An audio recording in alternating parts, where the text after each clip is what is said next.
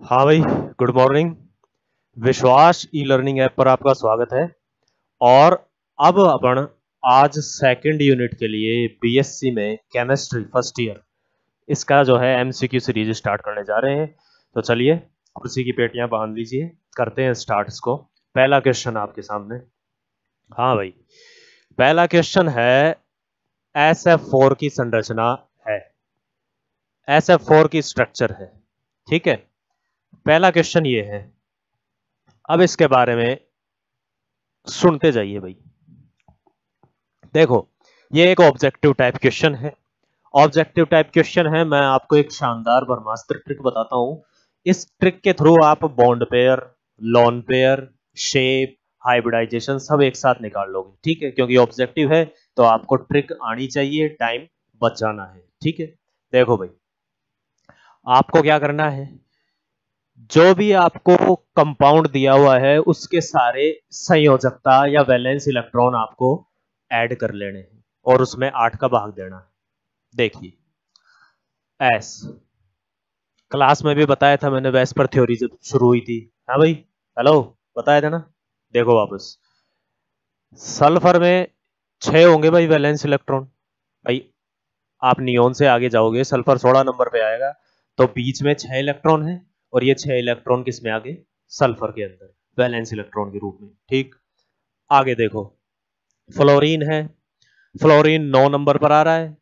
इसके अंदर बाह्यतम कोष में कौन कौन से हैं भाई, 2s2 2p5 यही है। तो देखो कितने हो गए, 7। तो अब 4 फ्लोरीन है तो 7 चौक 28, ये 28 और 6 34। ये लो भाई 34। अब मैंने क्या कहा, जितने आपने संयोजकता इलेक्ट्रॉन, बाह्यतम कोष के इलेक्ट्रॉन ये सारे जोड़ दिए, उसमें भाग दे दीजिए 8 का। चलो, तो 8 चौक 32, कितना बचा, 2 बच गए। अब जो भी रिमाइंडर या शेषफल आता है उसमें भाग दे दीजिए 2 का। क्या कह रहा हूं मैं, जो भी रिमाइंडर या शेषफल आएगा उसमें 2 का भाग दे दो। 2 कितनी बार गया, एक बार। हाँ, ये जो 8 के भाग से आगे ये है आपके पास में बॉन्ड पेयर। क्या है भाई, बॉन्ड पेयर। और ये जो 2 के भाग से आपको मिला है ये है आपका लोन पेयर। समझ में आ गई बात। तो कुल मिलाकर देखो, 4+1 ये बन गया। तो 4+1 का मतलब क्या हो गया, 5 कक्षक किसमें होते हैं, sp3d में। ठीक है, 5 कक्षक किसमें होते हैं, sp3d में। तो इसकी जो संकरण है वो sp3d आ गया। और 4+1 के लिए अपन क्या कहते हैं, के शेप। कौन सी शेप भाई, के शेप। तो इसका आंसर तो कौन सा हो जाएगा, बी, के शेप। अब मैं जरा sp3d के बारे में थोड़ी सी आपको एक एक्स्ट्रा नॉलेज दे देता हूं। देखो, sp3d जब स्टार्ट होता है ना, तो देखो 5 है ना इसमें कक्षक, तो ये 5+0 से स्टार्ट होगा। कितने से होगा भाई, 5+0 से। ठीक है, इस 5+0 का आप जब ज्योमेट्री लिखोगे तो टीबीपी। देखो, ट्राइगोनल बाई पिरामिडल, ये इसका फुल फॉर्म है, लेकिन कभी कभी टीबीपी भी लिखा जाता है, जो इसकी एक फेमस फॉर्म है। ठीक, तो टीबीपी, ट्राइगोनल बाई पिरामिडल। ठीक है, 5+0 पे। और फिर आता है आपका 4+1, ये वाला, इसके लिए आएगा के शेप। हाँ जी भाई, के शेप आएगा इसके लिए।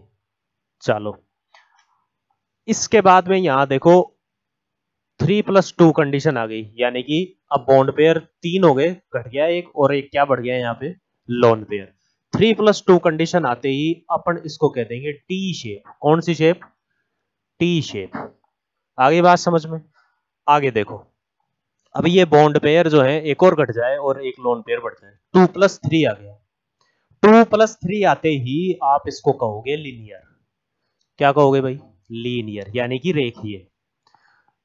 ये सारे sp3d के सिस्टम है जो आपको याद रखने हैं, क्योंकि जरूरी थोड़ी है एग्जाम में 4+1 ही पूछे, 3+2 भी पूछ ले। 3+2 के लिए क्या हो जाएगा, टी शेप हो जाएगा। आगे बात समझ में। चलिए अब नेक्स्ट क्वेश्चन पर देखते हैं। हाँ भाई, नेक्स्ट क्वेश्चन आपके पास में है, चलो ये तो उतार लो। अब नेक्स्ट क्वेश्चन है HCO2F2, इसकी संरचना देखनी है अपने को कैसी है। तो कोई दिक्कत नहीं है, अपना 8 वाला फॉर्मूला बस याद होना चाहिए। देखो XeO2F2,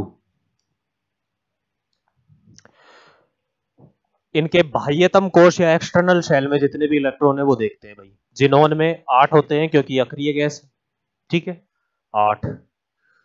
ऑक्सीजन में 6 हैं तो 2 ऑक्सीजन है यानी कि 12। फ्लोरीन में 7 हैं क्योंकि हेलोजन है, और 2 है ये भी तो इसलिए कि 14। ओके, तो 12 और 8 20 और 14 कितने हो गए 34। हाँ जी 34 आगे।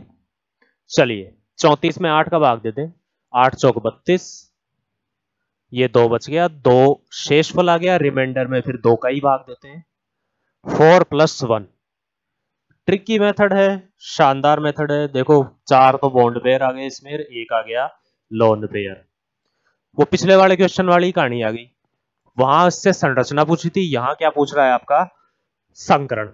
तो देख लो क्या बताया था मैंने पिछले क्लास में, सॉरी पिछले क्वेश्चन में। हेलो दिमाग खोलो, sp3d sp3d ये संकरण बताए थे। तो ठीक है, तो आपका ए ऑप्शन हो जाएगा। चलिए नेक्स्ट पर आइए। हाँ, मिलान करना है आपको, सुमेलित करना है, ये काम सबसे आसान होता है। अब आप पूछेंगे कैसे होता है, क्योंकि अगर इसमें कोई 1-2 का भी जुगाड़ बैठ जाए तो पूरा क्वेश्चन बैठ जाता है हिसाब से। चलिए बिठाते हैं इसका। पहला इसमें दे रखा है आपको NH3। NH3 तो बहुत ही बच्चों वाली चीज है, 11वीं में आ जाती है। चलिए बच्चों वाले तरीके से सोल्व करते हैं इसको। नाइट्रोजन के बाह्यतम कोश में कितने इलेक्ट्रॉन 5, इससे एकल बंध बनाने वाले कितने परमाणु हैं 3 हैं, 5 + 3 भाग दे दो इसमें 2 का, 8/2 मतलब कि 4 आ गया। 4 क्या होता है, 4 अपन कहते हैं sp3 के लिए, ठीक है। तो यहां से देख लीजिए, पहला जो NH3 आपको दिया हुआ है उसका होगा sp3, यानी कि सेकंड हो जाएगा भाई इसमें। तो सेकंड हो जाएगा, तो सेकंड तो एक में ही है ना, सी में ही है। तो देखो ऑप्शन तो हो गया, मैंने कहा था ना मैच द फॉलोइंग सबसे शानदार क्वेश्चन होते हैं। आपका ये तो हो गया। अब मैं कुछ और जानकारियां बोलता दूं इसमें जो दी हुई है।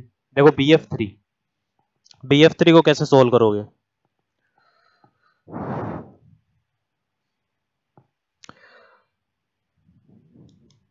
BF3 में देखिए, हैलोजन में कितने होंगे संयोजकता इलेक्ट्रॉन या बाह्यतम कोश के इलेक्ट्रॉन। ओए हेलो, याद करना चाहिए ये, ठीक है। जो नोट्स तुम्हें बताए हैं उसमें ये देखना और याद करना, तभी इन पे आओगे, ऐसे हवा में तीर नहीं मारोगे, ठीक है। तो 7 या 21, और बोरोन में कितने होते हैं 3, कितने हो गए भाई 24। 24 में वही 8 का भाग देना है, 8 3 24, येलो 0। 3 + 0 किसके लिए आता है, 3 + 0 आता है sp2 के लिए, यानी कि BF3 की संरचना क्या हो गई sp2। देख लो अब इसके अंदर दूसरे का कौन सा हो जाएगा, फर्स्ट ऑप्शन जो मैच करना है आपको, तो BF3 sp2 से हो जाएगा। अब आती है बात ClF3। ClF3 में देखो सारे ही हेलोजन ही है, ये क्लोरीन और ये फ्लोरीन, यानी 4 है, तो 7 चौक 28, येलो भाई। भाग दोगे आप 8 का, तो 8 3 24। आगे बात समझ में, कितने बचे 4 बचे, रिमाइंडर या शेषफल में 2 का भाग, तो 2 दूना 4, यानी कि देखो क्या कंडीशन आ गई यहाँ पे 3 + 2। अभी पहले क्वेश्चन में बताया था, याद करो, 3 + 2 मतलब टी शेप और संकरण कौन सा sp3d। तो ये जो आपकी ClF3 है ये किसके साथ जुड़ेगा भाई, 4th नंबर के साथ में, और जो बच गया SF6 वो sp3d2 के साथ में। चलो मेरे साथ निकालो इसको sp3d2 को, कोशिश करो, क्योंकि एग्जाम में आपको ही करना है, तो यहाँ पर सीखना है और फिर इसको प्रैक्टिस खुद को करना है। ऐसे नहीं कि बस देख लिया और अपना काम हो गया, ऐसे नहीं होता। देखो भाई SF6 है अपने पास में, SF6 में सल्फर ऑक्सीजन के ग्रुप का है, इसलिए कि इसके एक्सटर्नल शेल में कितने इलेक्ट्रॉन 6। हैलोजन आ गया फिर से, तो 7 6 42, कितने होंगे भाई 7 6 42, 42 और 6 कितने हो गए 48। 48 में 8 का भाग दे दो, 8 6 48, पूरा गया 6 + 0, 6 + 0 को आप क्या कहेंगे 3d2। अब थोड़ा सा इसमें मैं कह दूं कि 6 + 0 है, 6 + 0 की जगह 5 + 1 भी आ जाए, 5 + 1 आएगा, 5 + 1 आएगा, तब इसको मैं कहूंगा स्क्वायर पिरामिडल। हाँ जी, स्क्वायर पिरामिडल ये हो जाएगा 5 + 1 में। और 4 + 2 ये कंडीशन भी बैठ सकती है, तब अपन कहेंगे इसको स्क्वायर प्लेनर। वर्गीय, समतलीय, वर्गीय, पिरामिडीय, या फिर इसको अपन एक नया वर्ड और कह सकते हैं। चलिए वो अपन जब इसका नया एग्जाम्पल आएगा जीनोन का उसमें लेंगे, फिलहाल यहां तक ही देखो इसको स्क्वायर पिरामिडल, स्क्वायर प्लेनर। ठीक है, आगे बात समझ में। चलिए नेक्स्ट क्वेश्चन पे। हाँ भाई, ये एकदम सिंपल क्वेश्चन, कुछ नहीं करना, बस इनके वैलेंस इलेक्ट्रॉन गिनने हैं आपको। चलो, ICl2 नेगेटिव,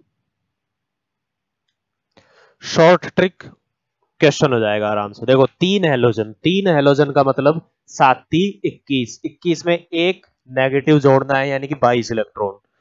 22 इलेक्ट्रॉन में भाग दो भाई 8 का, 8 का भाग दोगे 8 दूनी 16, अरे 8 दूनी 16, 6 आ गया। 6 में शेषफल में भाग देना है 2 का, 3 आ गए। 2 + 3, अभी शुरू की क्लास में क्या बताया था 2 + 3 के लिए। देखो sp3d बहुत शानदार हाइब्रिडाइजेशन है, इस पे क्वेश्चन बहुत बढ़िया बढ़िया बन जाते हैं। 2 + 3 में आपकी बात आ जाएगी लीनियर। कौन सा भाई? लीनियर। तो देख लो इसमें लीनियर और संकरण कौन सा होगा? 2 और 3 5, 5 के लिए अपन क्या कहते हैं? sp3d, यानी कि ए ऑप्शन। चलिए नेक्स्ट पर। हाँ भाई, नेक्स्ट है आपका प्रतिकर्षण का सही क्रम है। तो किसी पदार्थ, किसी यौगिक के लिए आपको लोन पेयर, बॉन्ड पेयर, इनका प्रतिकर्षण देखना है। तो सुनो भाई, लोन पेयर में होते हैं फ्री इलेक्ट्रॉन। यू देसी भाषा में समझो, क्योंकि ऑब्जेक्टिव है, अपने को लिखना तो है नहीं। खुले इलेक्ट्रॉन है, आजाद है, आजाद है तो एक दूसरे से अच्छी तरह से टकरा सकते हैं, प्रतिकर्षित हो सकते हैं। ठीक है, यानी कि सबसे ज्यादा जो प्रतिकर्षण होता है वो लोन पेयर में होता है। फिर इसके बाद में बात आती है लोन पेयर और बॉन्ड पेयर की। देखो लोन पेयर मतलब खुले इलेक्ट्रॉन, और बॉन्ड पेयर मतलब बॉन्ड पेयर के अंदर होते हैं इलेक्ट्रॉन। ये कोई बॉन्ड है, इस बॉन्ड के अंदर जो इलेक्ट्रॉन है वो है बॉन्ड पेयर। तो ये तो इस बॉन्ड के अंदर है ना, देसी भाषा में समझो, बॉन्ड के अंदर है, तो फ्री इलेक्ट्रॉन से ज्यादा प्रतिकर्षण तो नहीं दिखा सकते, क्योंकि बंधे हुए हैं। और ये आजाद है, आजाद है तो खुले हैं, कुछ भी कर सकते हैं। इसका मतलब लोन पेयर और लोन पेयर का प्रतिकर्षण सबसे ज्यादा होगा। फिर इसके बाद में लोन पेयर और बॉन्ड पेयर, यूं याद रख लो, आजाद, आजाद और एक गुलाम। ठीक है, और फिर लास्ट में दोनों गुलाम। तो भाई गुलाम जो है वो कितना प्रतिकर्षण कर सकते हैं? नहीं कर सकते ना। तो बॉन्ड पेयर का प्रतिकर्षण सबसे कम, बीच में ये आ जाएंगे एलपीबीपी, और सबसे आगे एलपीएलपी। ठीक है, यानी कि आपका फर्स्ट ऑप्शन करेक्ट है। नेक्स्ट, चलिए नेक्स्ट क्वेश्चन। हाँ भाई, IF7 में संकरण, देखो करते हैं इसको सोल्व। IF7 बढ़िया क्वेश्चन है। कितने हैं भाई इसके अंदर हैलोजन? 8 हैलोजन है। ठीक है, आयोडीन भी तो हैलोजन ही होता है। तो 8 7 56, 56 में 8 का भाग दो भाई, कितनी बार गया? 7 बार, आ गया 0, यानी 7 + 0। 7 + 0 के लिए आप क्या कहते हो? sp3d3। अब इसका थोड़ा सा आगे मैं बता दूं कि देखो एक 7 + 0 तो हो ही गया sp3d3, इसके लिए आप कहोगे पेंटागोनल बाइपिरामिडल।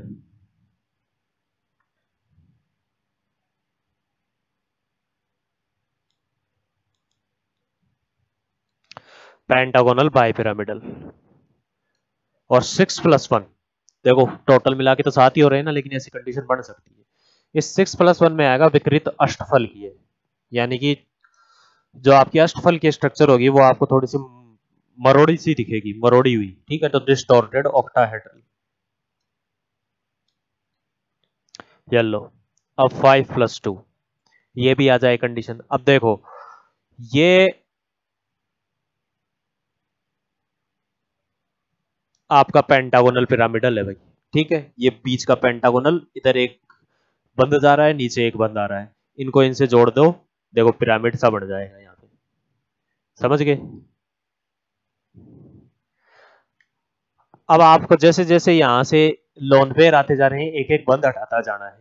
यहां से देखो एक लोन पेयर आ गया, एक बंद हटा दो, ये ऊपर का खत्म हो गया, ऊपर का खत्म हो गया, इसको बोलते हैं विकृत अष्टफल की, ठीक है।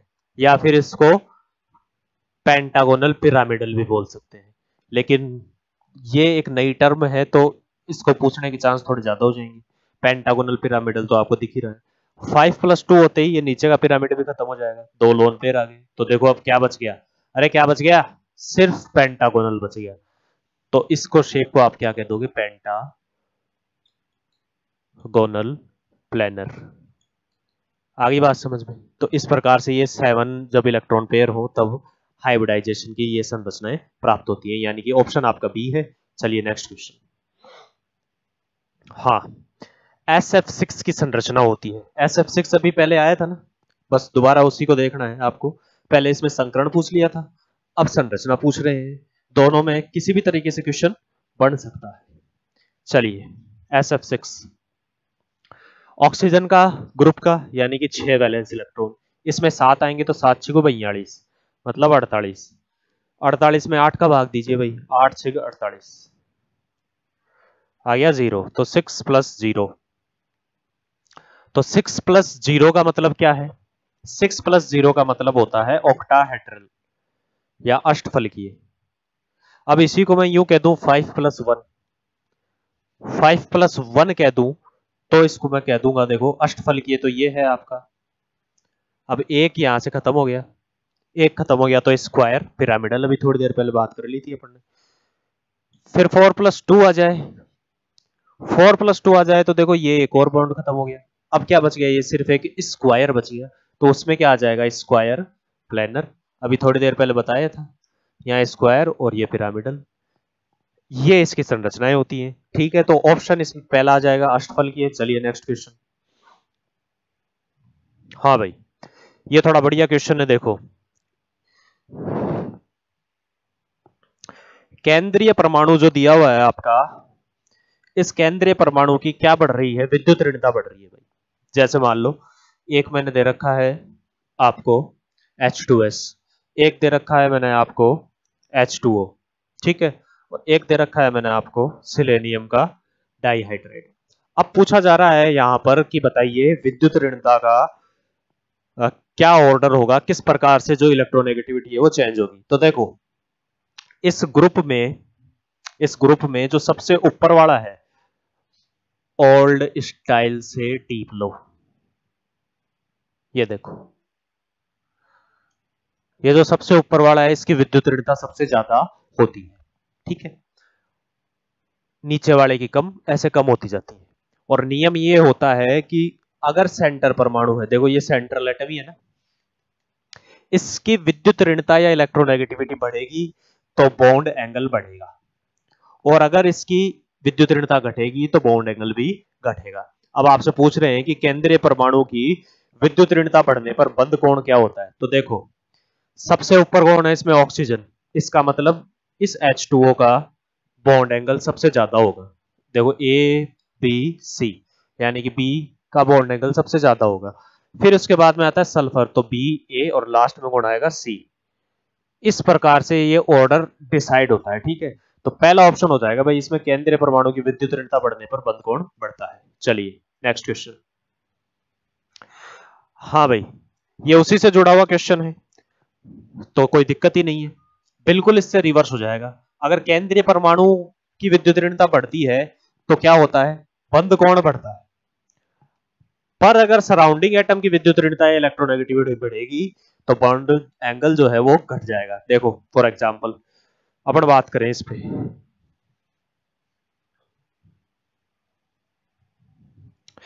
तो देखो मैं कहूं NH3 और एक कहूं NF3, संकरण एक ही है, शेप एक ही है, लेकिन इसकी विद्युत ऋणता ज्यादा है, इसकी विद्युत ऋणता ज्यादा है, तो बॉन्ड एंगल किसका होगा भाई? NH3 का ज्यादा होगा और NF3 का कम होगा, क्योंकि ये सराउंडिंग जुड़ा हुआ परमाणु है। आगे बात समझ में, दोनों एक दूसरे के उल्टे हैं। केंद्रीय की बढ़ेगी अगर इलेक्ट्रोनेगेटिविटी तो बॉन्ड एंगल बढ़ेगा, सराउंडिंग की बढ़ेगी तो घट जाएगा। इसका मतलब बी ऑप्शन हो जाएगा इसमें। चलिए नेक्स्ट क्वेश्चन। नेक्स्ट क्वेश्चन है, केंद्रीय परमाणु पर लोन पेयर बढ़ जाए तो क्या फर्क पड़ेगा? हाँ भाई, चलिए समझते हैं इसको। आपके सामने है एक तो CH4, देखो एग्जाम्पल समझ लेना, चीज दिमाग में फिट हो जाएगी। अगर सिर्फ क्वेश्चन रटोगे तो कुछ काम नहीं होगा, अगर ये एग्जाम्पल समझ लोगे तो बस फिर फाड़ के आओगे पेपर को। ठीक है, फाड़ना मतलब करेक्ट करके आओगे, वैसे फाड़ना नहीं। ठीक है, ये NH3 है आपका, और एक ले लेता हूं मैं यहां पर H2O। हाँ भाई, बच्चों के से सवाल है ना, ये बच्चों के सवाल ही काम आते हैं। तीनों में sp3 है, 11वीं से अपन जान रहे हैं। चलो एक और बार बता देता हूं मैं। कार्बन के संयोजकता कोश में 4 इलेक्ट्रॉन और ये 4 बॉन्ड एक कलबंद बनाने वाले, तो 4 + 4 में 2 का भाग दिया, कितना आया भाई? 4। 4 किसके लिए होता है? sp3 के लिए। किसके लिए होता है भाई? sp3 के लिए होता है। आगे बात समझ में? इसमें आ जाओ, अभी थोड़ी देर पहले देखा ही था, फिर से देख लो। 5 होते हैं इसके संयोजकता कोश के, 3 एकल बॉन्ड बनाने वाले परमाणु, वही 8, 8/2 मतलब 4, यानी ये भी sp3। यहां आ जाओ, इसके अंदर होते हैं 6, 2 एकल बॉन्ड बनाने वाले, 6 + 2 8, 8 में 2 का भाग दिया वही 4, यानी कि ये सारे sp3 है। sp3 है, लेकिन देखो इसके पास चारों बॉन्ड पूरे हैं, इसलिए लोन पेयर नहीं है, पर इस पे तो 3 बॉन्ड है, तो यानी कि एक लोन पेयर है भाई साहब इस पे। ये लो, दिख गया? हाँ, ऑक्सीजन पे सिर्फ 2 बॉन्ड है, 2 बॉन्ड है, तो इसका मतलब ये देखो 2 लोन पेयर। ठीक है, देख लो यहाँ पे चौके से दिख रहे हैं आपको 2 लोन पेयर। जितने ज्यादा लोन पेयर बढ़ेंगे उतना बॉन्ड एंगल घटेगा।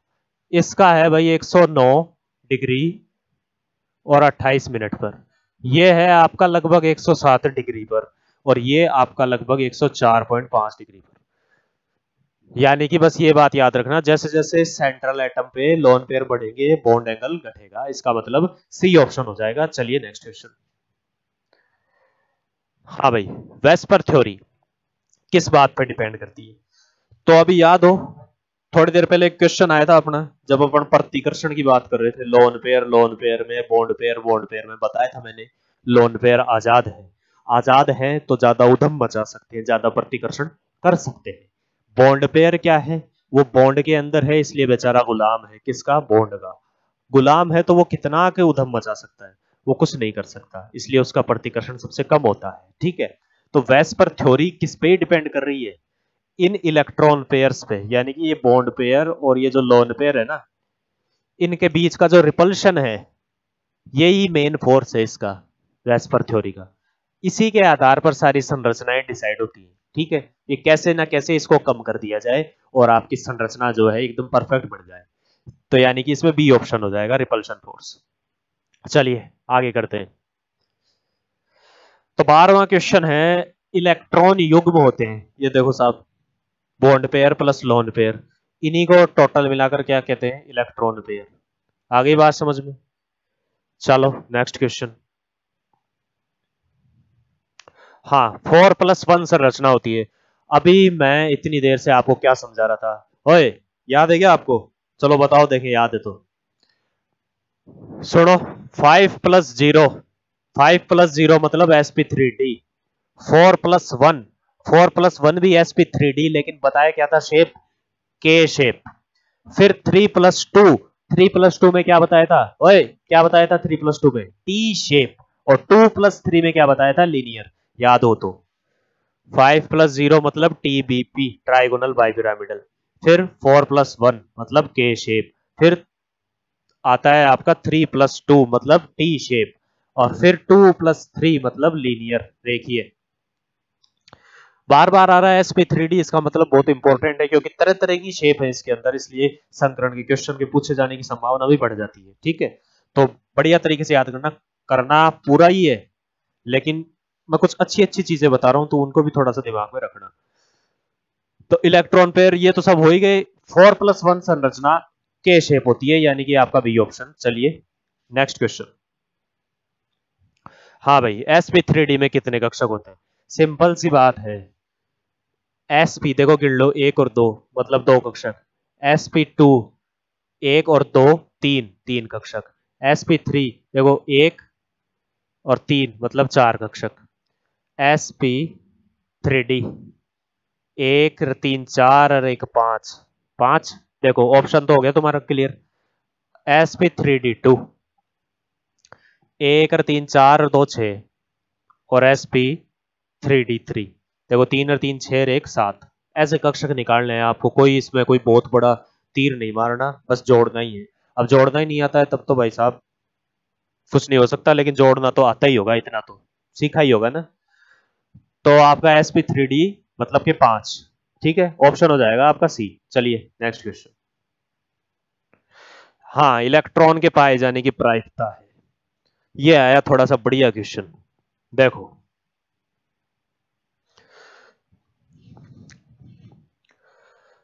पहले तो साई, ठीक है, वो साई बाबा वाला साई नहीं है, साई है अपना केमिस्ट्री वाला। अब देखो एक इलेक्ट्रॉन है, ये आपका न्यूक्लियस है, चलो छोटा बना देते हैं, ये न्यूक्लियस है, ये इलेक्ट्रॉन है, ये बेचारा इस न्यूक्लियस के चक्कर में फंसा हुआ है। फंसा हुआ है तो बस इसके चारों ओर दिन रात चक्कर काटता रहता है, दाढ़ बेचारे की गलती नहीं है, इसी के चारों ओर चक्कर काट रहा है, ठीक है। तो चक्कर काट रहा है तो इसका मतलब कोई ना कोई गली मोहल्ला तो होगा ना, उसी में काट रहा होगा, या ऐसे हवा में उड़ के थोड़ी चक्कर काटेगा। तो ये इसका मोहल्ला, इसको अपन कहते हैं कक्षक, ऑर्बिटल, ठीक है। इस ऑर्बिटल में ये चक्कर काट रहा है, इसका मतलब इलेक्ट्रॉन का जो पाए जाने की संभावना होगी ना, उसमें एक कक्षक का नाम तो आएगा ही आएगा। वेव फंक्शन यानी जो कक्षक है वो कैसी तरंगों के साथ पाया जा रहा है, उसका तरंग फलन तो साई से दिखाते हैं। तो ये आ गया ऑर्बिटल, यानी ये तो पाया ही जाएगा भाई साहब। फिर इसके बाद में चलो ये तो हो गया, चक्कर निकाल रहा है, पर अब चक्कर निकाल रहा है तो साथ में खुद को भी तो कुछ एनर्जी चाहिए, और इंप्रेस करने के लिए क्या करेगा, कुछ डांस वांस भी तो करेगा दिखा के। तो इसका डांस जो है इलेक्ट्रॉन का, वो क्या हो गया, उसकी स्पिन, इलेक्ट्रॉन की स्पिन। भाई आपने मोर को देखा होगा ना, वो मोरनी को कैसे इंप्रेस करता है, डांस कर करके, और उसके चारों ओर चक्कर लगाता है। तो चक्कर तो लगाता ही है और डांस भी करता है साथ में, तो वही काम इसके है। हालांकि आज तक ये बात समझ में नहीं आई कि मोर तो खुद ही बेचारा इतना खूबसूरत है, मोरनी पीछे पड़नी चाहिए उसके, वो होती है एकदम ऐसी, और वो कितना हैंडसम होता है तो उसके पीछे मोरनी को पड़ना चाहिए, लेकिन क्या करे, दुनिया की रीत यही है, आदमी भागता है बेचारा। तो बस वही हो रहा है, यहाँ इलेक्ट्रॉन किसके पीछे भाग रहा है, नाभिक के पीछे। तो एक तो खुद का ऑर्बिटल जो उसका कक्षक है वो है ही, और एक इसका खुद का डांस जो है उसको अपन यहाँ पे कहेंगे स्पिन। तो अब यहां से मोटा मोटा देखो, साई ऑर्बिटल साई स्पिन, एक बार इनको दोनों को भूल जाओ। तो साई को साई से गुणा किया तो क्या आ गया, साई स्क्वायर, यानी कि इलेक्ट्रॉन के पाए जाने की जो प्रोबेबिलिटी या प्रायिकता है वो क्या है, साई स्क्वायर, मतलब कि बी ऑप्शन। चलिए नेक्स्ट। हाँ, ऑक्सीजन में अणु में अयुग्मित इलेक्ट्रॉन, ये एक और बढ़िया क्वेश्चन। देखो भाई,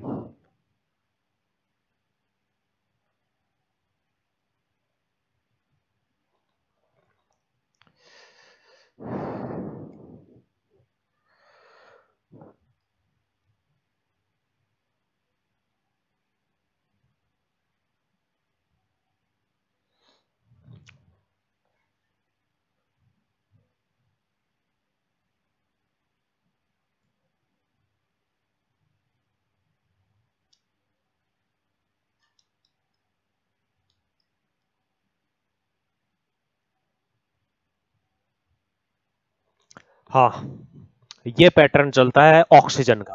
अब देखो ध्यान से, इसमें जो ये बिना स्टार वाले हैं ये तो है बॉन्डिंग कक्षक, बंधी कक्षक, यानी इनमें अच्छा स्टेबल बंध पाया जाता है। और ये जो स्टार वाले हैं ना, इसको बोलते हैं एंटी बॉन्डिंग, यानी कि इनकी एनर्जी ज्यादा होती है। देखो यहां से दिखने में भी दिख रही है, इनकी एनर्जी ज्यादा होती है, ये थोड़े से अस्थायी होते हैं। आगे बात समझ में। अब आपको ऑक्सीजन मॉलिक्यूल दिया हुआ है, यानी कि 16 इलेक्ट्रॉन भरने हैं। तो 16 इलेक्ट्रॉन देखो, उसमें से 8 तो यहां भर चुके, sigma 1s2, sigma star 1s2, sigma 2s2, sigma star 2s2, 8 तो यहां भर चुके, 8 यहां भरने हैं। तो देखो 9 10 11 12 13 14 15 और 16, ये लास्ट वाले इलेक्ट्रॉन है। देखो ऑक्सीजन अणु में अयुग्मित इलेक्ट्रॉन पूछ रहा है आपको, यही है ना अयुग्मित, बेचारे सिंगल है, वैलेंटाइन आने वाला है फिर भी सिंगल पड़े हैं, इन्हीं को देखना है आपको, इनके लिए कोई जुगाड़ सोचना होगा। ठीक है, देखो ये है, ये आपके पाई स्टार कक्षक में है, यानी कि एंटी बॉन्डिंग में है। तो अब आपका कौन सा ऑप्शन हो जाएगा? B option. ठीक है भाई, चलिए नेक्स्ट। हाँ, बॉन्ड ऑर्डर पूछा है आपसे N2O2 और O2 नेगेटिव का। चलो देखो, ट्रिक इसकी भी बहुत शानदार मैं आपको बता रहा हूं, लास्ट टाइम की जुगाड़ू ट्रिक है, शानदार ट्रिक है। देखो N2, इसमें इलेक्ट्रॉन होते हैं 14, 14 इलेक्ट्रॉन होते हैं। अब 14 से चाहे आप 13 12 11 10 जाओ, चाहे 15 16 17 18 19 और 20 ऐसे जाओ, किधर भी जाओ, इसके लिए होते हैं 3 बॉन्ड ऑर्डर। इधर जाओगे आधा आधा कम करते जाओ, इधर जाओगे आधा आधा कम करते जाओ। देखो 2.5 2 1.5 1, ठीक है, इधर आ जाओ 2.5 2 1.5 1 0.5 और 0। आगे बात समझ में? अब अपनी देख लेते हैं N2। N2 मतलब 7 होता है इसका एटॉमिक नंबर, तो 7 के 2 है मॉलिक्यूल, तो 7 और 2 14, मतलब 7 गुणा 14, तो 14 इलेक्ट्रॉन है इसमें, यानी कि N2 का 3 है भाई क्या? Bond order. अब देखो कर्मश्य ढूंढना है अपने को, तो कर्मश्य सबसे पहले N2 आ रहा है, तो कर्मश्य में सबसे पहले तीसरा आएगा। चलिए, तो दो ऑप्शन, 3 ऑप्शन हो सकते हैं इसमें, बी सी डी, पहला तो गया। ठीक, अब आगे देखो, ऑक्सीजन की बात कर रहे हैं। ऑक्सीजन परमाणु क्रमांक है 8, अणु चाहिए मतलब कि 16 इलेक्ट्रॉन चाहिए। आ जाओ, 2 होगा बॉन्ड ऑर्डर ऑक्सीजन का, तो 3 2 3 2। ओके, अब आती है बात O2 नेगेटिव। हाँ भाई, ऑक्सीजन तक तो 16 हो ही गए, ऑक्सीजन तक 16 हो गए, उसके बाद में आपको इसके अंदर और क्या करना है? एक इलेक्ट्रॉन मात्र और जोड़ना है। हाँ जी, क्या करना है? एक इलेक्ट्रॉन और जोड़ना है, तो जोड़ दो, 16 का 17 कर दो, 17 मतलब ये 1.5। चलो देखो इधर 3 2 और 1.5, यानी कि बी ऑप्शन हो जाएगा। चलिए नेक्स्ट।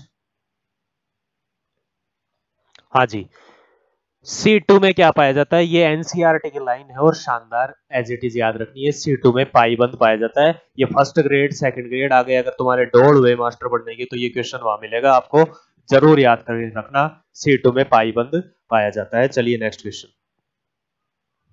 हाँ, HF के कौन से परमाणु उच्च ऊर्जा के होते हैं? बढ़िया शानदार क्वेश्चन। देखो बहुत ही सूक्ष्म क्वेश्चन है, सूक्ष्म मतलब डीप, ठीक है, वैसे मत सोचना सूक्ष्म मतलब छोटा मोटा बोल रहा हूं, बहुत डीप क्वेश्चन है।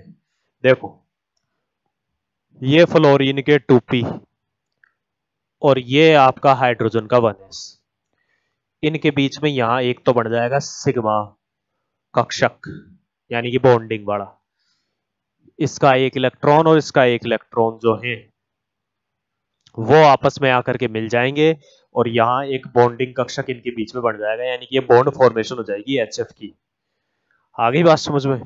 और फिर उसके बाद में आगे बढ़े तो देखो हाइड्रोजन को एक ही बॉन्ड बनाना था, बन गया वो तो, अब और कोई बॉन्ड तो नहीं बनना है, बॉन्ड नहीं बनना है तो ये जो चारों इलेक्ट्रॉन हैं कक्षक के, ये यही मिलेंगे आपको नॉन बॉन्डिंग के रूप में। ठीक है, ये किस में मिल जाएंगे आपको? Non bonding. ओके, और फिर उससे आगे आप जाओगे तो आपका एंटी बॉन्डिंग वाला सिस्टम जो है स्टार्ट हो जाएगा। अब यहां से आपको देखो डायग्राम को देखकर ही याद कर सकते हो आराम से, कौन है इसमें ज्यादा ऊंचा? हाइड्रोजन है भाई। ठीक है, तो उच्च ऊर्जा का कक्षक कौन सा होगा? हाइड्रोजन, यानी कि ए ऑप्शन। चलिए नेक्स्ट। हाँ, ये आपके पास में आ गया एक मॉलिक्यूलर ऑर्बिटल डायग्राम, आणविक कक्षक का पैटर्न। इस पैटर्न को समझते हैं भाई, चलिए कोशिश करते हैं इसको समझने की। हाँ जी, ये पूछना चाह रहा है कि इस प्रकार का जो एमओटी होता है वो कौन से तत्वों से बिलोंग करता है। ठीक है, तो चलिए करते हैं इसको सोल्व। ट्रिक बताता हूँ शानदार, ट्रिक से याद रखो, ऑब्जेक्टिव क्वेश्चन आराम से हो जाएंगे। देखो,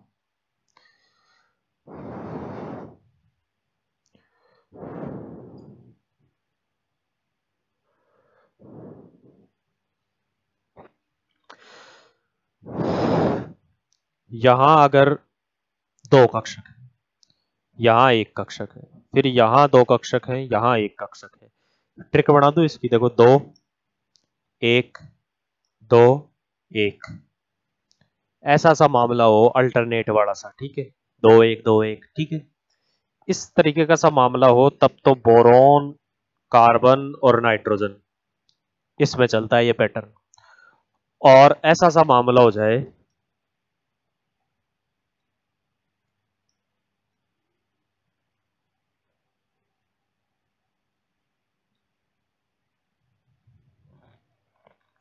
जब ये दोनों वाले एक साथ आ जाए, ठीक है, हम दो हमारे दो, ऐसे याद रखो। बढ़िया, देखो, एक, दो, फिर दो, और फिर एक, ये 1221 आ गया। इसका मतलब तो ऑक्सीजन, फ्लोरीन और नियोन आगे। और ये आपका यहां 21 आया, तब आ जाएंगे बोरॉन, कार्बन और नाइट्रोजन। तो आपसे तो पूछा क्या है, 1221, इसका मतलब बी ऑप्शन करेक्ट हो जाएगा इसमें। चलिए नेक्स्ट क्वेश्चन। हाँ, ये फिर से वही है, आगे बात समझ में। और यही है इसके अंदर, देख लो ध्यान से कौन सा बन रखा है यहाँ पे, 21 वाला बन रखा है। इसका मतलब कौन से होंगे इसमें, B N C, boron, nitrogen, carbon, मतलब ए ऑप्शन। चलिए नेक्स्ट।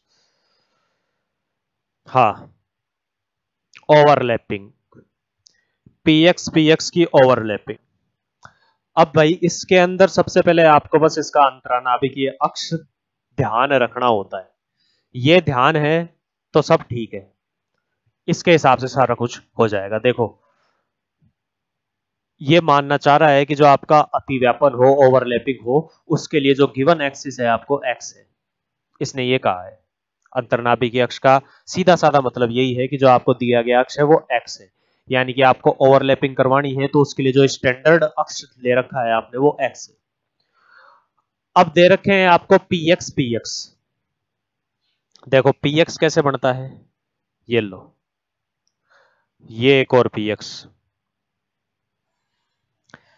तो इसके नीचे देखो भाई पी के एक्स ही है ना, एक्स है मतलब एक्स एक्सिस का है, एक्स एक्सिस का है, तो भाई साहब एक्स एक्सिस पे आराम से फिट हो जाएगा ये देखो, आराम से फिट हो गया इस पे, पी एक्स, इनके बीच में बढ़िया ओवरलैपिंग हो गई। ठीक है, बढ़िया ओवरलैपिंग होगी इन पे।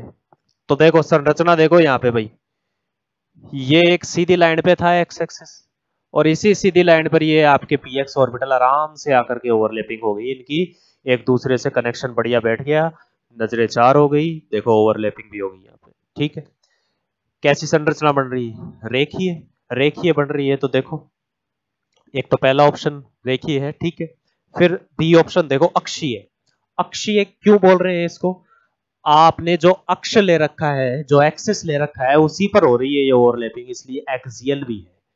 ठीक है, हाँ, यही एक्सिस है आपका, और इस पे ये पी वाई आ रखा है, ये देखो, तो पी वाई जो आपका दिया गया एक्सिस है उस पे तो है नहीं, उससे 90 डिग्री पर है, 90 डिग्री पर है तो इनके बीच में बनेगा फिर पार्श्विक या कोलैटरल ओवरलैपिंग, जिससे पाई बॉन्ड बनता है। ठीक है, वो अपने क्वेश्चन में देख लीजिए आराम से, जिस प्रकार का दिया हुआ होगा उस प्रकार से अपन बढ़ा लेंगे। फिलहाल अपने पास पीएक्स दे रखा है, तो देखो पीएक्स और पीएक्स इनके बीच में लीनियर ओवरलैपिंग हो रही है, रेखीय और अक्षीय दोनों ऑप्शन हो जाएंगे, इसका मतलब डी ऑप्शन करेक्ट। चलिए नेक्स्ट क्वेश्चन देखते हैं। हाँ जी, यही आ गया, जेड एक्सिस दे रखा है आपको और पीएक्स करवा रहा है आपसे। हाँ, ये तो एक्सिस है आपका,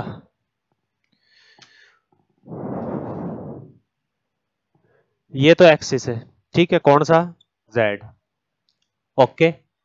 और आपको दे रखे कौन से हैं यहाँ पे, ये वाला पी एक्स, ये आपको दे रखा है यहाँ पे, यानी गिवन एक्सिस तो जेड है, यानी ओवरलैपिंग की जो स्टैंडर्ड अक्ष आपको दे रखा है वो तो जेड है, लेकिन करवा किसका रहा है, पी एक्स का। तो ये एक पी एक्स, ठीक है, इसको थोड़ा और पीछे कर लेते हैं, यहां पर देखो एक और पी एक्स, ये भी। अब अगर ये जेड पर ही होते तब तो दोनों यूं आ जाते जेड जेड वाले, पी जेड, पर ये तो एक्सिस ही दूसरा है, तो जेड एक्सिस पर लोकेशन देखो एक्स एक्सिस की ऐसे ही तो बन रही है, वो बना दी अपन ने। अब बना दी तो ये डायरेक्ट तो आके भिड़ नहीं सकते, ठीक है, तो साइड साइड से भिड़ेंगे, ऐसे ऐसे भिड़ेंगे, तो इनके अंदर देखो साइड साइड से हो रही है ओवरलैपिंग, बीच में भाई बापू जी का पैरा है, इसलिए बस नजरें चार करने के लिए यूं देख रहे हैं साइड से, बस वही काम हो रहा है यहाँ पे, साइड बाई साइड, इसका मतलब सह पार्श्विक, ओके, कोलेटरल, सी ऑप्शन। चलिए नेक्स्ट, हाँ डेल, ये और भी खतरनाक चीज है भाई, डेल ओवरलैपिंग, ये आपके जो डी ऑर्बिटल होते हैं ना उसके अंदर हो रही है, देखो ये है आपका डी एक्स वाई, ठीक है, ये एक और डी एक्स वाई, आगे बात समझ में, ठीक है। अब ये डी एक्स वाई के सामने, जैसे ये वाला है ना, इसके सामने यहां आ जाए ये दूसरा, ऐसे इसी के सामने आ गया यू, देख लो, अब यू आ गया तो देखो चारों पाड़ी एक दूसरे के सामने है, तो इनमें बढ़िया बॉन्डिंग हो जाएगी, आगे बात समझ में। अभी आपने पाई बंड जो देखा था उसमें तो दो दो बॉन्डिंग हो रही थी, एक्सियल जो देखा था उसमें एकदम एक ही बॉन्डिंग हो रही थी, और यहाँ पर कितनी हो रही है, चार चार, यानी कि डी ऑप्शन करेक्ट हो जाएगा। चलिए नेक्स्ट क्वेश्चन, हाँ आ गया, देखो अभी बता ही रहा था मैं, शैतान का नाम लिया और शैतान हाजिर, पाई ओवरलैपिंग, तो पाई ओवरलैपिंग अभी देखो, थोड़ी देर पहले अभी देखा था ना जेड पर, वही है।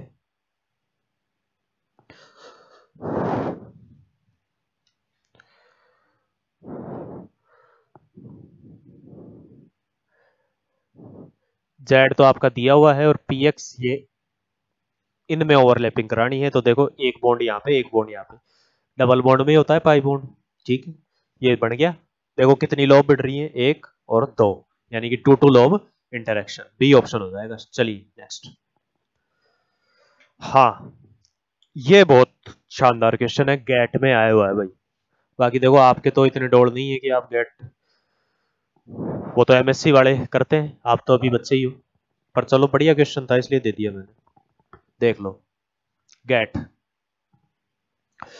गेट के फुल फॉर्म तो पता है क्या आपको, graduate aptitude test in engineering, गुरुजी माना कल इंजीनियरिंग की बात बताओ, बता श्याम भाया, क्वेश्चन तो है ना केमिस्ट्री का, एमओटी के अनुसार एक बंध बनाने के लिए कितने इलेक्ट्रॉन की जरूरत है, देखो भाई H2 पॉजिटिव, ये एक मॉलिक्यूल है,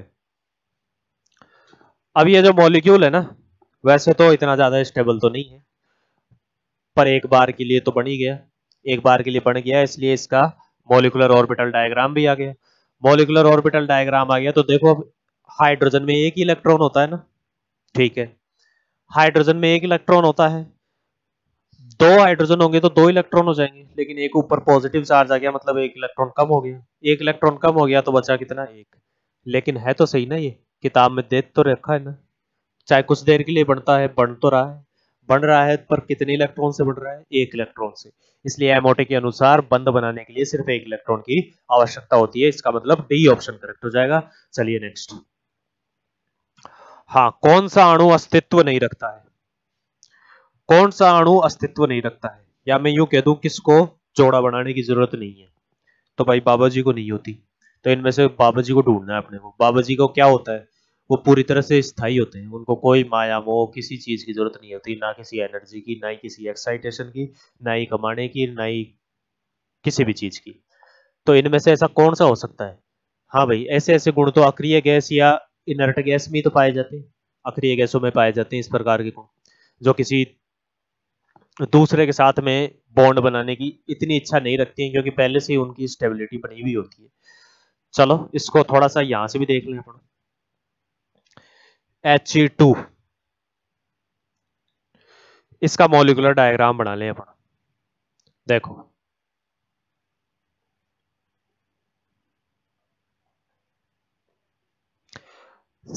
(1s2),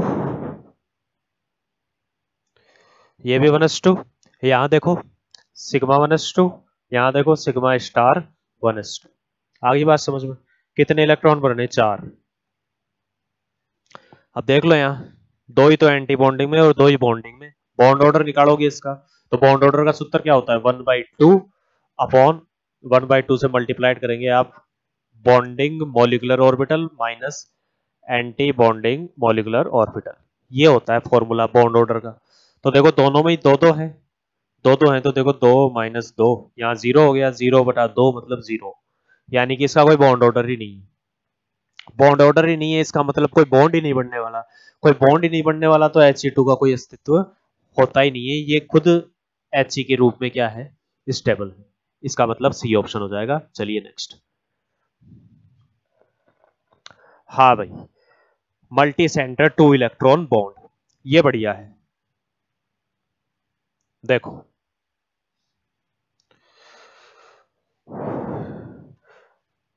आंसर इसका होगा R4Li4। अब देखो कैसे करते हैं इसको।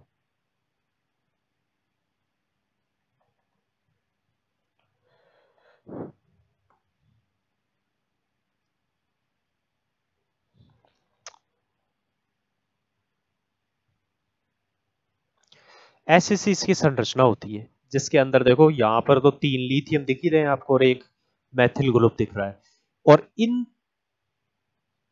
चारों एटम के बीच में सिर्फ 2 इलेक्ट्रॉन ही क्या कर रहे हैं? विस्थानीकृत हो रहे हैं। सिर्फ और सिर्फ 2 इलेक्ट्रॉन ही इनके बीच में विस्थानीकृत हो रहे हैं, यानी कि इन चारों के बीच की जो बॉन्डिंग है ना, इसको संभाले हुए सिर्फ 2 इलेक्ट्रॉन। ये केस है आपका मल्टी सेंटर 2 इलेक्ट्रॉन बॉन्ड का। अब मैं थोड़ी सी बात कर लूं इसकी B2H6 की। तो B2H6 में देखो क्या होता है।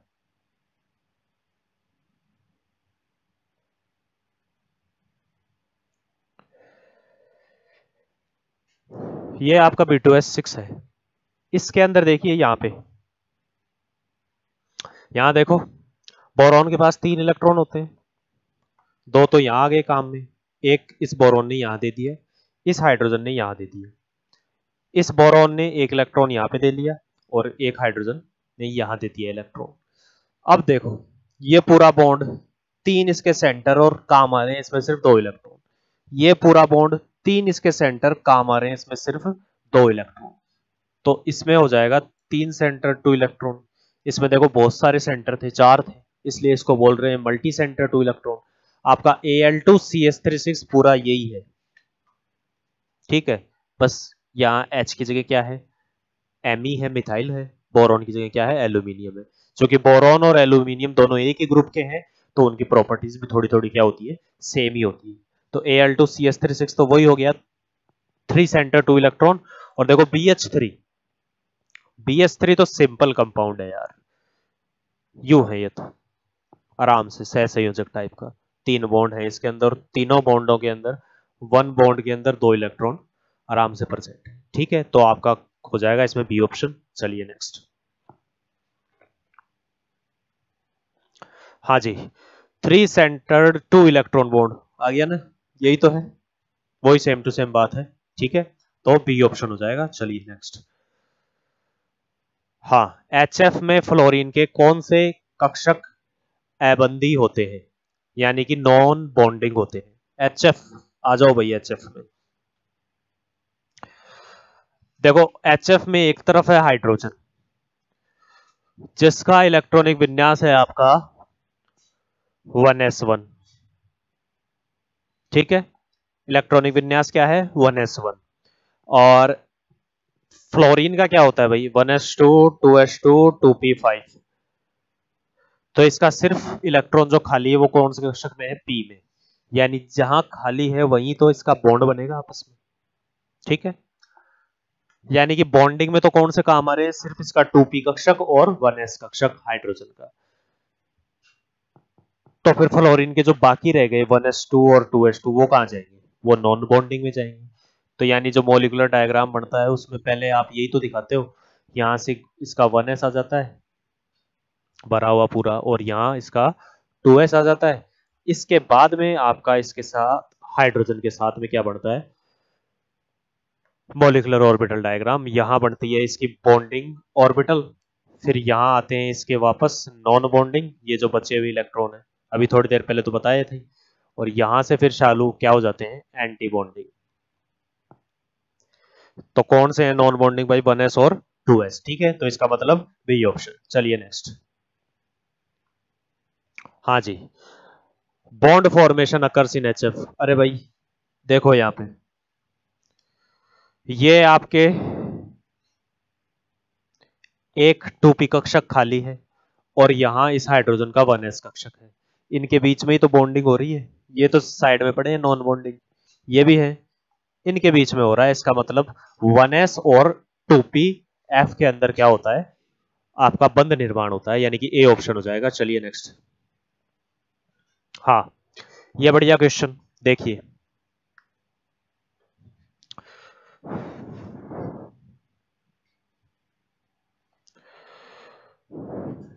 जब आपके एक ऑर्बिटल का वेव फंक्शन सेम साइन वाले दूसरे वेव फंक्शन के साथ मिलता है, तब इनके बीच में कंस्ट्रक्टिव अप्रोच होती है, यानी कि निर्माण होता है। निर्माण होता है तो फिर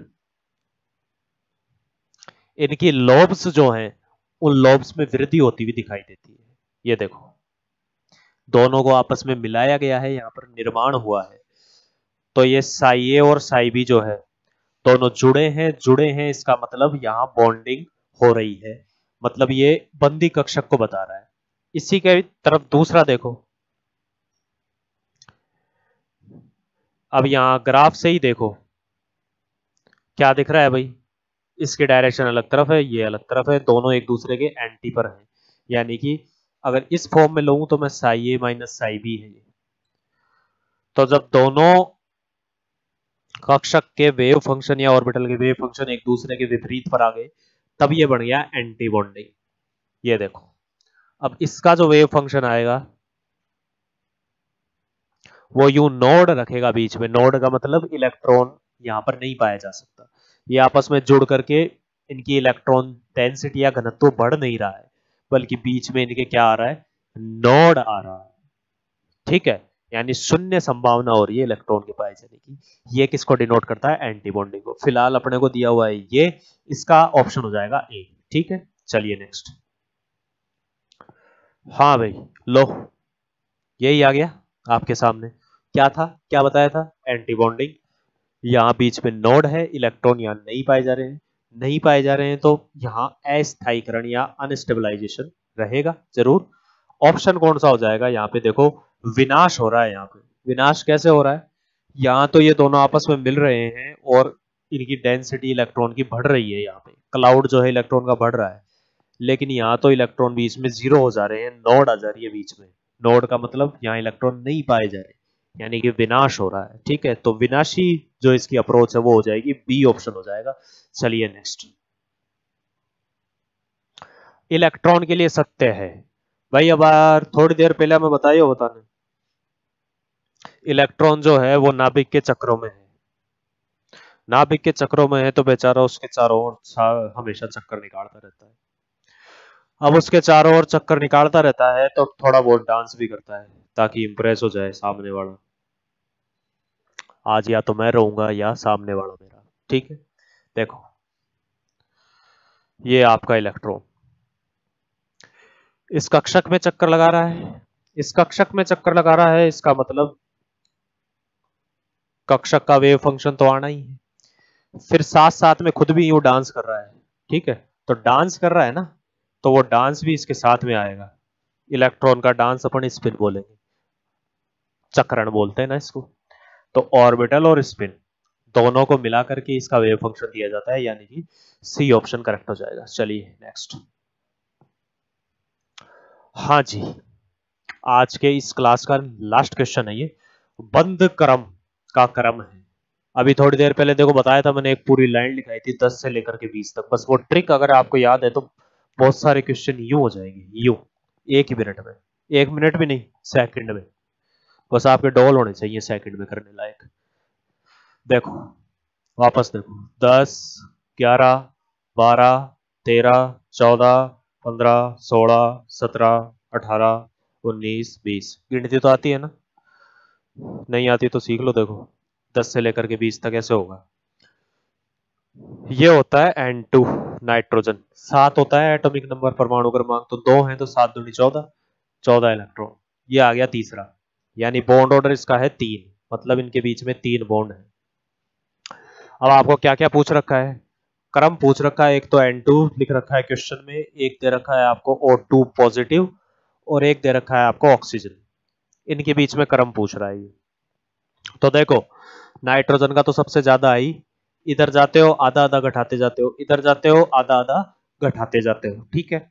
तो यहाँ 2.5, यहाँ पर 2, 1.5, 1, 0.5, 0। इधर आओ, इधर भी 2.5, 2, 1.5, 1। चलो, N2 है, सबसे ज्यादा हो गया। O2 पॉजिटिव, देखो ऑक्सीजन का एटॉमिक नंबर 8, मॉलिक्यूल है इसलिए 16 हो गए। अब एक इलेक्ट्रॉन इसमें से घटा दिया, इसका मतलब 15 बच गए भाई O2 पॉजिटिव पर आपके 15 इलेक्ट्रॉन। और O2 तो है ही 16, 16वें पे कितना है बॉन्ड ऑर्डर, 2 है। और O2 पॉजिटिव यानी 15 इलेक्ट्रॉन पर कितना है आपका, 2.5 है। तो अपने को सबसे आगे तो किसको रखना है भाई, N2 को, क्योंकि 3 है वो। फिर 2.5 वाले को, 2.5 वाला कौन सा है आपका, O2 पॉजिटिव। और फिर सबसे पीछे आपको इसमें क्या रखना है, ऑक्सीजन को, ये 16वां इलेक्ट्रॉन। 2 है इसमें बॉन्ड ऑर्डर। तो O2 पॉजिटिव N2, इसका मतलब सी ऑप्शन ये हो चुका है। देखो ये बढ़िया क्वेश्चन थे, हमने सल्टा लिए।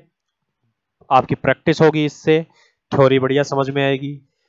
और प्रैक्टिस करते रहिए, जैसे मैंने इसमें बताए हैं वैसे पर थ्योरी का बहुत सारे संकरण करवाए हैं ना, उन संकरण को देख करके आप नए नए जो अपन ने नोट्स में लिखे हुए वो एग्जाम्पल करने की कोशिश कीजिए। देखो बढ़िया मजा आएगा आपको करने में।